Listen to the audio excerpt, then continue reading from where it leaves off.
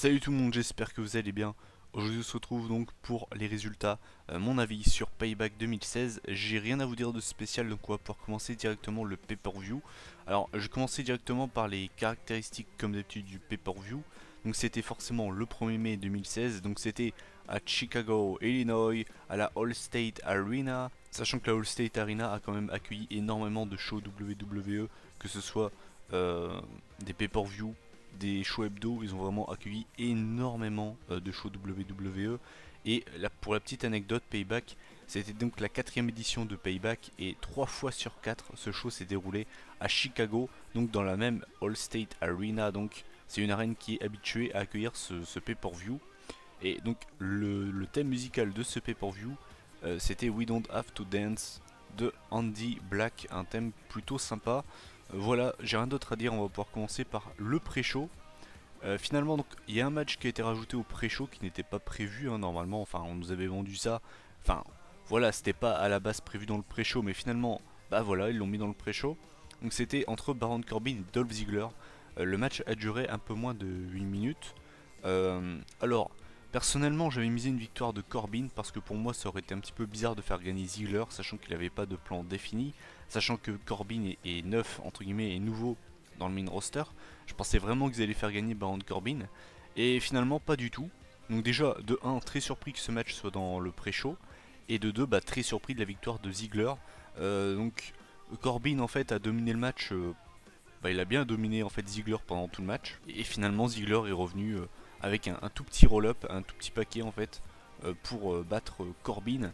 Donc une victoire d'opportuniste entre guillemets. Mais voilà, après Corbin n'a pas été non plus décrédibilisé, c'est lui qui a dominé Ziggler. Mais honnêtement, je trouve ça très moyen pour lui de commencer premier match en pay-per-view en pré-show déjà, et en plus de ça, perdre face à Ziggler, je trouve pas ça très valorisant. Et au final, moi qui me plaignais d'Apollo Crews qu'il avait pas de match de pay-per-view, au moins voilà, là au moins, bah, au final, je pense que il doit pas être trop déçu au final. Et enfin, le deuxième match de ce pré-show, c'était pour le championnat US, donc c'était entre Ryback et Kalisto. Donc le match a duré 8 minutes 30. Je vais déjà revenir sur l'entrée de Ryback qui en fait a moqué CM Punk. Il a fait l'entrée de Punk. Il m'a fait beaucoup rire ce con. C'est là qu'on voit qu'il a eu beaucoup d'autodérision à Ryback parce que je pense qu'il le savait. Chicago n'aime pas forcément Ryback. Il savait très bien qu'il allait se prendre des champs Goldberg. Donc en fait, je pense qu'il s'est dit bah écoute, tu sais quoi, autant se foutre de leur gueule. Et ils ont réussi. Alors après, j'avais pas de son. À ce moment-là, j'avais plus de son. Donc je peux pas vraiment dire si ça huait ou si ça applaudissait ou si ça riait ou autre. Je pense plutôt que ça huait, hein, clairement, mais voilà. Donc, alors le match en lui-même était vraiment pas mal, honnêtement. Je pense qu'il aurait eu sa place dans le show principal. Meilleur que le WrestleMania. Bon, alors bien évidemment, c'était aussi dans le pré-show, le WrestleMania. Mais j'ai préféré ce match-là à leur match de Mania. Finalement, à la fin, c'est Kalisto qui l'emporte.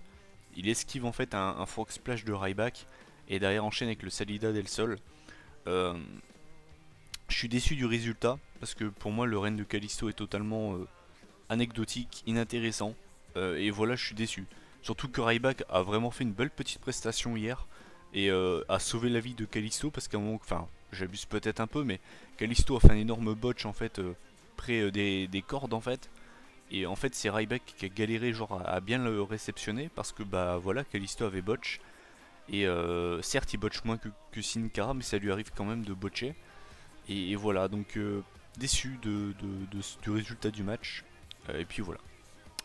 On va pouvoir commencer par le premier match de la soirée, donc voilà, officiellement. Donc c'était The Vaudevillains contre Soft. Donc je rappelle que l'enjeu c'était que bah, l'équipe qui gagnait ce match en fait euh, affrontait le New Day à Payback, enfin à Extreme Rules plutôt, pour les ceintures par équipe. Alors, bah, finalement le match a été assez court, il a duré 4 minutes. Alors pourquoi? Bah, c'est simple, Enzo Amore a fait il s'est très mal réceptionné en fait dans les cordes et il a failli à mi-temps se tuer. Donc le match s'est arrêté. Donc il n'y a pas de vainqueur, voilà. Au moins ça c'est dit, ça c'est fait. Vous devez très certainement vous douter que vu que Enzo sera out au moins quelques semaines je pense, bah forcément c'est les Vaudevillains qui vont affronter le New Day euh, Extreme Rules. J'aurais bien voulu connaître le résultat des officiels mais je pense quand même que ça aurait été les Vaudevillains qui auraient gagné. Du coup, j'ai décidé de pas noter ce match parce que ce serait pas juste au final.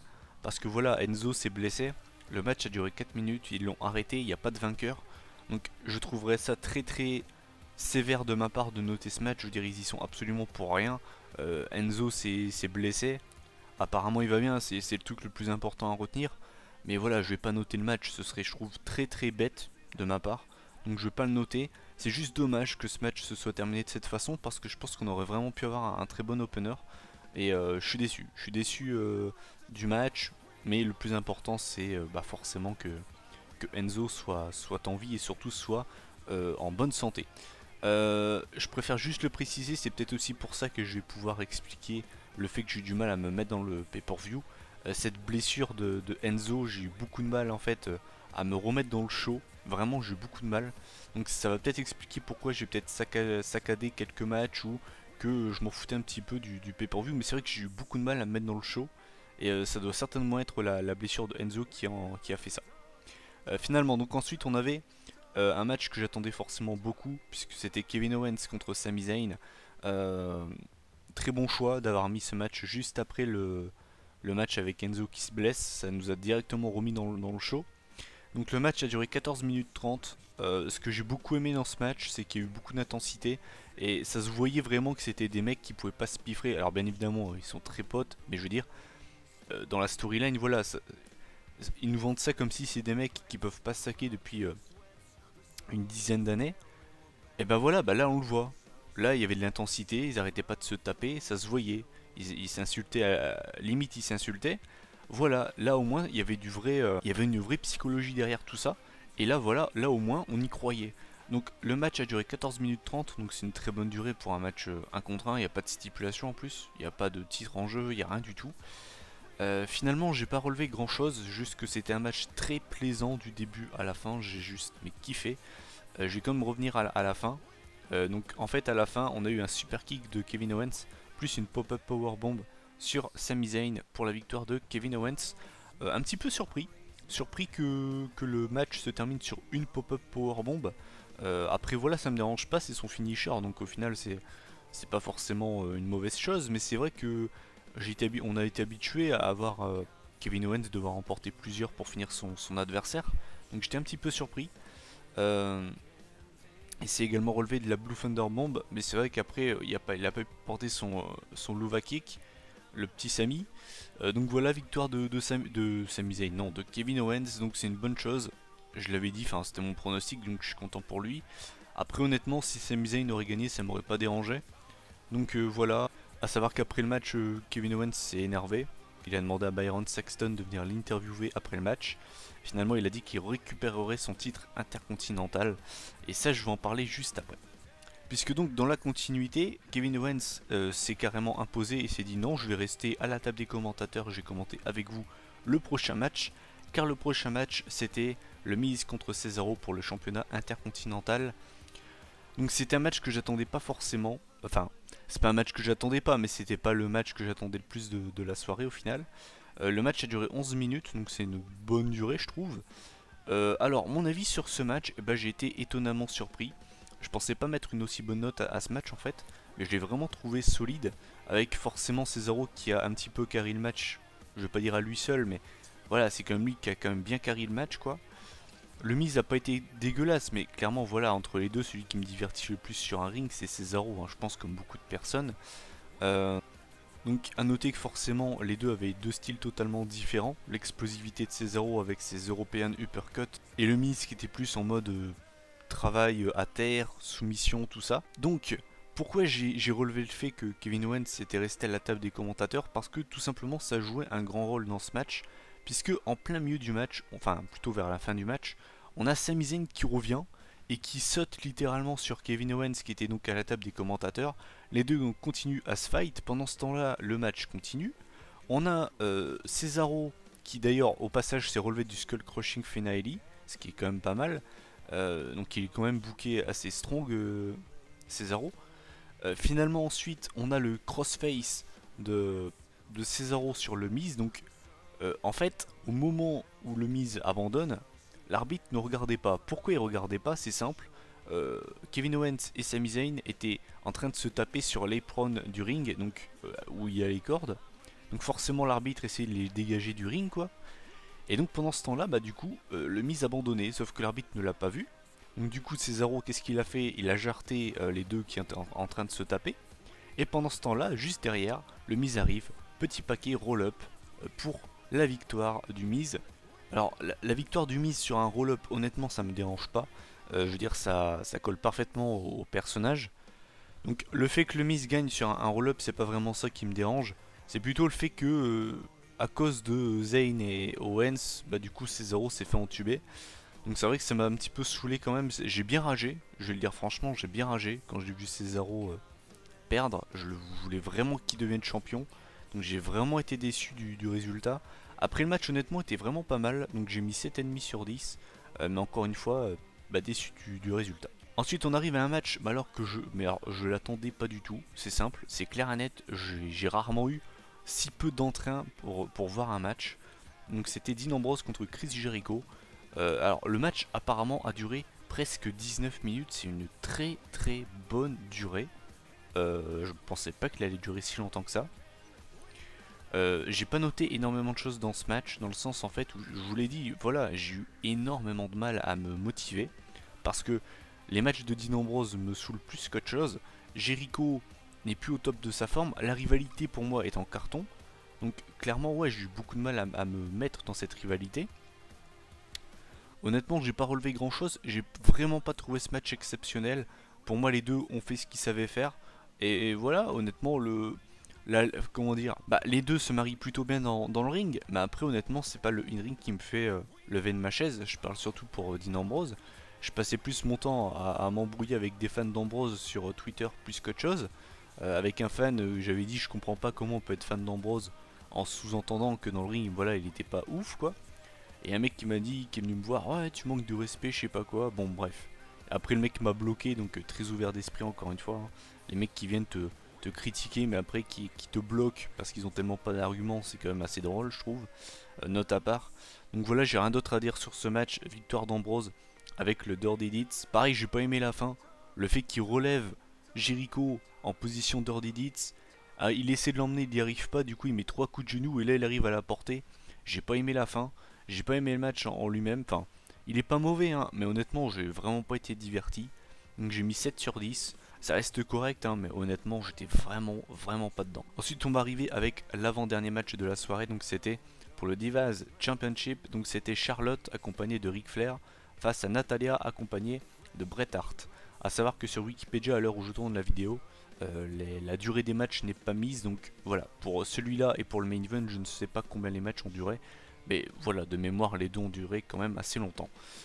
Alors, match que j'attendais beaucoup entre Charlotte et Natalia. Je voulais vraiment que Natalia gagne parce que je n'en peux plus de Ric Flair. Le match était pas mauvais. Alors, je trouvais qu'ils ont eu du mal à se lancer. C'était beaucoup genre des prises genre pour faire mal aux jambes, tout ça.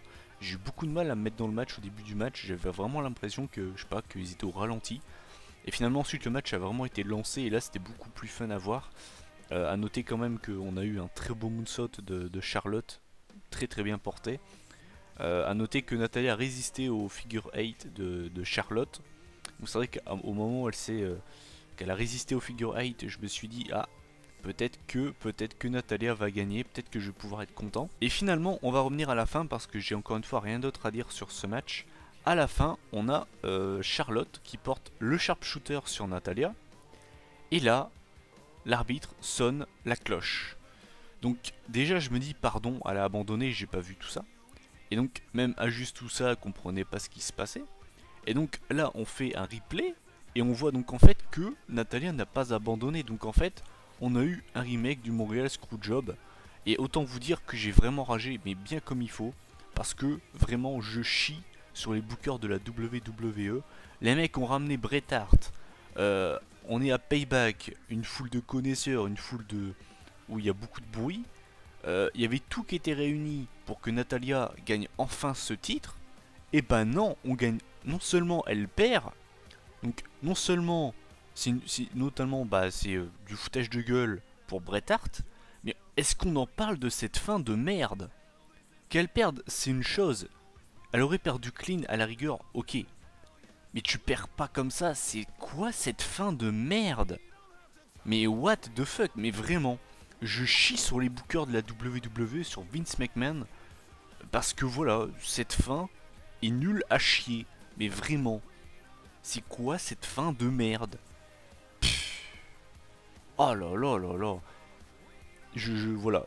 J'ai rien d'autre à dire, j'ai pas du tout aimé la fin. Je pense que beaucoup de personnes. Quelle fin de merde. J'ai rien d'autre à dire, vraiment. Je suis blasé plus qu'autre chose. J'ai mis 6,5 sur 10. Ça fait longtemps que j'ai pas mis une si mauvaise note pour un match féminin. Mais honnêtement, la fin m'a fait facilement enlever au moins 2 points, je crois. Parce que clairement, voilà, je vais pas m'éterniser sur la fin, mais honnêtement, quelle fin de merde, quoi. Vraiment, mais oh là là là là. Bref. Ensuite, on va arriver avec le fameux moment que beaucoup de fans attendaient. Donc c'était l'annonce de Vince McMahon qui dirigera Monday Night Raw. Donc je vais rester vraiment pas longtemps, je vais juste vous annoncer le truc hein, parce que j'ai rien d'autre à dire encore une fois. Donc finalement, eh bien c'est Stephanie et Shane qui auront le pouvoir de Monday Night Raw. Donc pas de brand extension. Voilà, beau petit troll, hein, tout le monde s'attendait à ce que ce soit Raw et SmackDown, que la brand split recommence, tout le monde dit oh c'est tellement prévisible.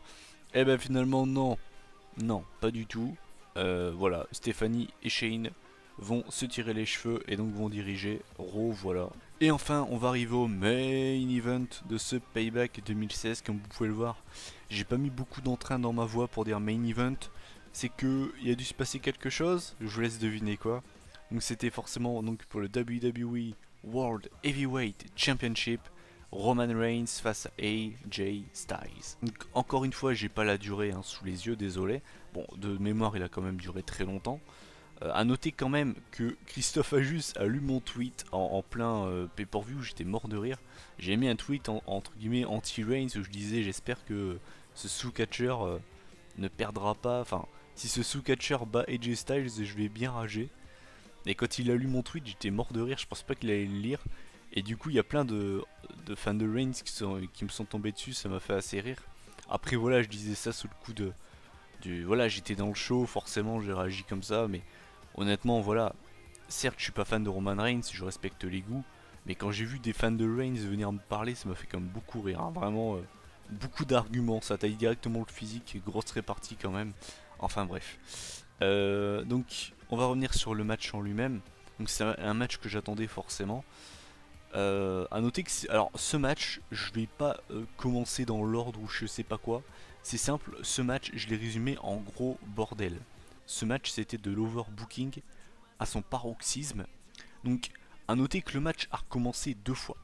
La première fois, si je me souviens bien, on a eu un phénoménal forearm de AJ Styles sur Roman Reigns qui au passage est passé à travers une table. Et finalement, Roman Reigns n'a pas réussi à revenir sur le ring à temps. Donc le match se termine avec une victoire de AJ Styles, mais forcément Roman Reigns conserve son titre. Et finalement donc on a Shane McMahon qui arrive et qui nous annonce que dans l'ancienne ère ça se serait passé comme ça. Mais on est dans la nouvelle ère et on va pas finir Payback de cette manière, donc le match recommence. Enfin le match continue. Donc le match continue et là rebelote. Donc là, alors là honnêtement je vais pas vous le cacher, j'ai pas vraiment vu ce qui s'est passé. Parce qu'au même moment je répondais à des fans de Reigns sur Twitter qui m'harcelaient de messages. Alors en fait de mémoire je crois qu'en fait Roman Reigns l'a tapé, je crois, ça a été en disqualification. Donc du coup je me suis dit c'est pas possible, il va encore y avoir Stephanie qui arrive. Et bah bingo, Stephanie McMahon arrive et dit qu'on peut pas finir Payback comme ça. Donc le match continue, mais ce coup-ci le match continue en no DQ. Donc là je me suis dit, ah alors là est-ce qu'on va avoir les débuts de Finn Balor ou pas Finn Balor? Il y avait grave moyen hein, quand même de nous faire quelque chose de ce style là. Ensuite on a forcément, alors ça c'était extrêmement prévisible hein. On a Karl Anderson et Doug Gallows qui sont intervenus pendant le match et qui ont porté leur Magic Killer sur Roman Reigns. Et derrière on a eu un 450 splash de AJ Styles, le tombé. Et là Reigns se dégage. Alors honnêtement là j'ai vraiment ragé comme un porc parce que pour moi ça aurait dû être terminé là-dessus. Je suis désolé.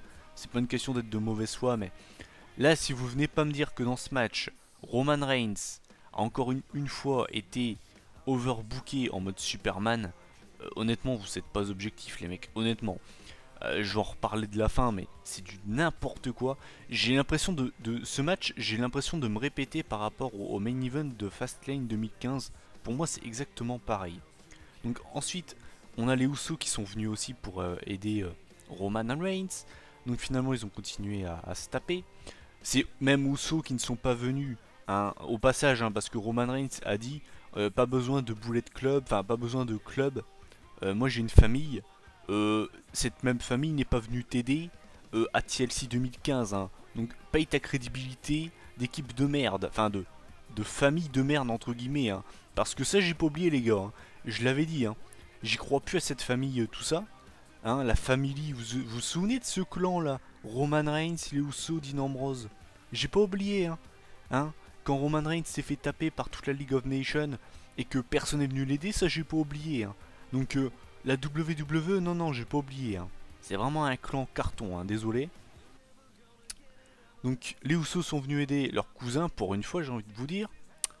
Et finalement, on va revenir à la fin parce que clairement, là, ça m'a clairement gavé. On a eu le spear de Roman Reigns, le tombé 1, 2, 3. Et qu'est-ce que c'est le problème? Bah c'est simple, c'est que Roman Reigns il a dû porter un spear. Un spear. Ça m'a beaucoup gavé, mais honnêtement, parce que entre les deux, celui qui a pris le plus cher pour moi, hein, honnêtement, c'est quand même Roman Reigns, qui a réussi à se relever du Magic Killer, qui s'est relevé du Phenomenal Forearm, du 450 Splash, il a passé à travers une table. Le mec, c'est pire que Superman, il est pire que John Cena, Roman Reigns, et c'est certainement pas avec ce genre de booking que je vais l'apprécier. Sur ce match, c'est pas Roman Reigns qui a blâmé, il fait juste son job. Celui qui a blâmé, c'est les bookers. C'est pas avec ce genre de booking que vous allez faire apprécier Roman Reigns du public, les mecs. Surtout quand vous pinez AJ Styles avec un spear. Alors oui, il a porté des Superman Punch, mais techniquement sa prise de finition, c'est le spear. Quand tu vois que d'un côté, il lui faut un spear pour finir le match, et de l'autre côté, AJ Styles, il lui faut 50 prises pour même pas réussir à le battre, au bout d'un moment, ouais, je rage. Ouais, ça m'a grave gavé. On a encore eu du grand Roman Reigns, entre guillemets, du Roman Reigns forcément Superman, et c'est pas comme ça que je vais l'apprécier. C'est pas comme ça que je vais l'apprécier. Voilà. Pour les fans de Reigns qui vont peut-être pas comprendre, bah, je vous explique pourquoi ça m'a encore gavé. Outre le fait qu'AJ Styles ait perdu contre ce catcheur très limité dans un ring, ce qui me dérange encore plus, c'est le booking de ce match, parce que Roman Reigns a encore été construit comme un mec limite invincible. Ce mec c'est Terminator, ce mec c'est Robocop, on ne peut pas l'abattre. Voilà. Pour revenir sur le match, donc j'ai mis 8,5 sur 10 parce que j'ai quand même beaucoup aimé ce gros bordel. Mais honnêtement, c'était de l'overbooking à son paroxysme. On recommence 2 fois le match. On a 2 équipes qui interviennent pendant le match. Enfin, c'était du n'importe quoi ce match. Surtout vu les fins de match où après on recommence tout ça, c'était vraiment abusé. Mais sinon, c'était vraiment un bon main event pour clôturer ce Payback 2016. Voilà, donc quand on accumule les notes de tous les matchs, on arrive à une moyenne de 7,6 sur 10. Donc à première vue, c'est un show qui a une très bonne note, hein, au final, mais c'est un show qui m'a clairement déçu. Et encore, je mets 7,6 sur 10 parce que je ne compte pas l'opener qui aurait totalement défoncé la note finale, quoi. Donc j'ai quand même été bien déçu. Quand on regarde bien, donc je vais faire un résumé, hein, Vaudevillains Soft, bah forcément j'ai été extrêmement déçu. Après honnêtement, on peut pas leur en vouloir, c'est pas de leur faute. Owens Zayn, j'ai beaucoup aimé, j'ai rien à redire. Le Miz contre Cesaro, j'ai bien aimé. J'ai juste la fin qui me dérange, mais j'ai quand même bien aimé. Ambrose Jericho, le match est pas crado, mais clairement j'ai eu beaucoup de mal à me mettre dedans. Charlotte Natalia, j'ai vomi sur cette fin de match, je vomis sur les bookers, sur le mec qui a eu l'idée de faire ça, vraiment.